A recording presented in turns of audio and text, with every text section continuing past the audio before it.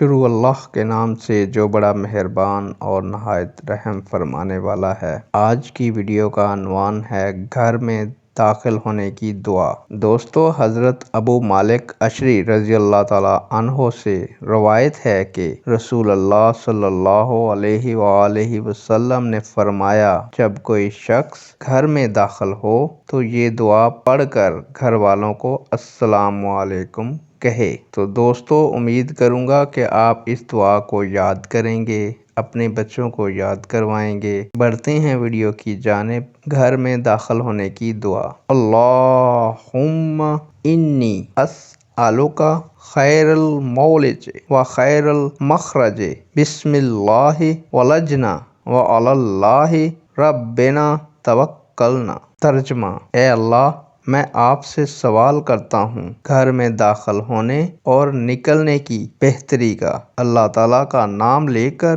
ہم داخل ہوتے ہیں اور اپنے رب ہی پر ہم بھروسہ کرتے ہیں۔ نیک دعاؤں اور تمناؤں کے ساتھ آپ سے اجازت چاہتا ہوں اور دعا کرتا ہوں کہ اللہ تعالیٰ آپ لوگوں کو ہمیشہ خوش و خرم رکھے اور آپ لوگوں کے گھروں میں برکت عطا فرمائے، اتفاق و محبت نصیب فرمائے۔ اللہ نگہبان۔